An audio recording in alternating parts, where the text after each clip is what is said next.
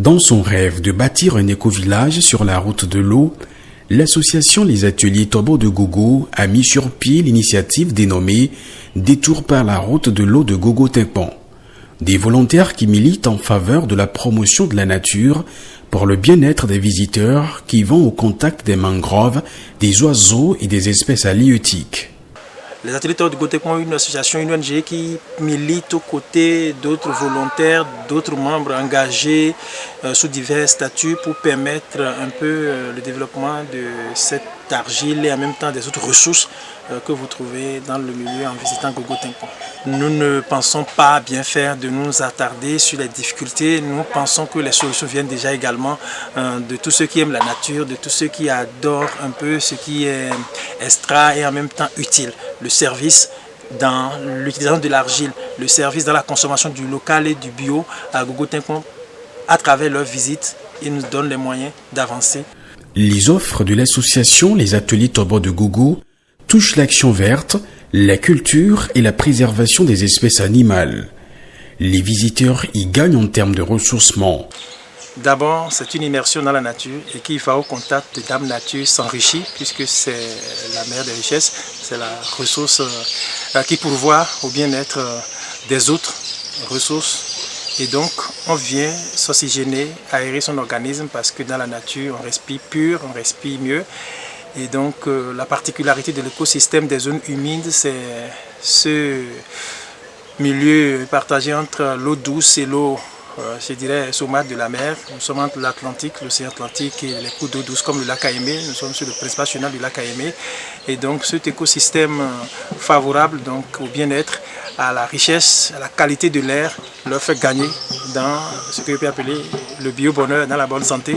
C'est une contribution, c'est du social quelque peu qui se fait en même temps qu'on gagne en termes de relaxation parce que l'atelier d'argile, par exemple, pour faire les bains, permet de sentir le bien-être.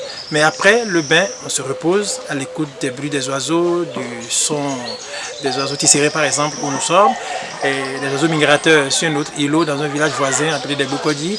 Un détour par la route de l'eau de Gogo-Taipan, c'est également du tourisme culinaire. Ils viennent ici rencontrer d'autres cultures. Gogo-Taipan, ce village multiculturel où plusieurs groupes culturels du Bénin, les Hula, les Kouila, les Fon, les Guin, vivent depuis en harmonie. Et donc, quand on vit à Gogo-Taipan, l'intégration passe très vite. Et donc, ils viennent découvrir d'autres cultures avec tout ce que cela comporte comme richesse. Et donc, nous leur faisons découvrir ce qui est appelé le tourisme culinaire, où vous répondez à la question que voici. Gogo-Taipan, pourquoi le nom? Et qu'est-ce qu'on y mange par exemple? Et donc vous séjournez, vous consommez les mets locaux, vous apportez votre contribution, votre pierre au ménage des gens qui vivent le long d'un cours d'eau suffisamment appauvri à cause de l'ensablement de la surpopulation. Je vais parler du lac Aémé, c'est chez nous. Tout le monde peut laver un bébé, mais le masser, ça devient de l'art, de l'expertise et des mouvements de doigts, de mains sur le corps fragile du nourrisson. Il faut savoir le faire et ces méthodes face à la mondialisation et à l'invasion d'autres cultures et d'autres facilités, je vais dire, sont en train donc de perdre un peu de leur droit de cité. Et ici, nous entendons faire en sorte que leur conservation soit possible.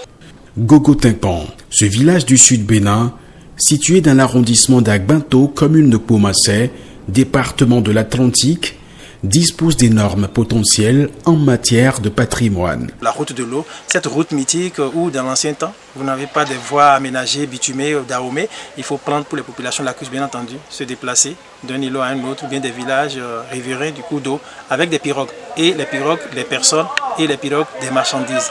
Les marchandises s'entendent les produits halieutiques, poissons fumés, crevettes fumées, poissons de différentes sortes, les crustacés, les huîtres. Et donc tout ça, sur la route de l'eau, il faut contrôler parce que route de l'eau à Grand Bobo passe sur le territoire togolais. Route de l'eau dans l'ancien temps à Cotonou passe sur la lagune de Porto-Nouveau pour retrouver la route de l'essence entre griffes qui va vers le Nigeria. Et donc, il faut contrôler ces produits, il faut installer des postes de douane.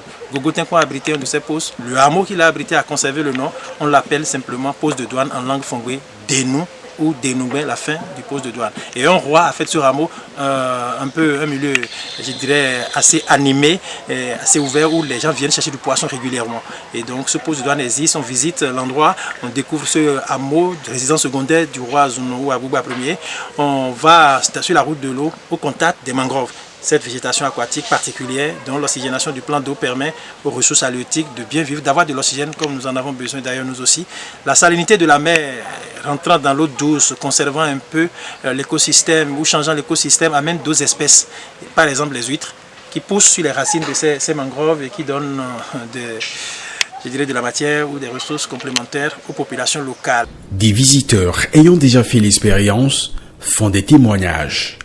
Ouais, ça m'intéresse beaucoup parce que j'étais venu voir les rituels locaux, comment les gens vivent ici et des choses intéressantes à voir et comment les gens vivaient dans le temps et pourquoi certaines choses sont comme elles le sont maintenant et pourquoi la ville a cette renommée. Ils ont créé d'autres moyens, ils ont trouvé une alternative en utilisant l'eau et les fonds marins pour pouvoir transporter des objets ou juste se transporter eux-mêmes. Ma nouvelle découverte, c'est le bain d'argile.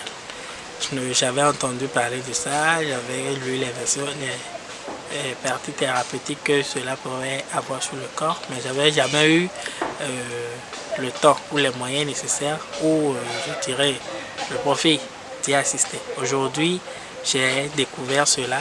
J'avoue que ça m'a fait un bien fou dans le corps et vraiment c'est important.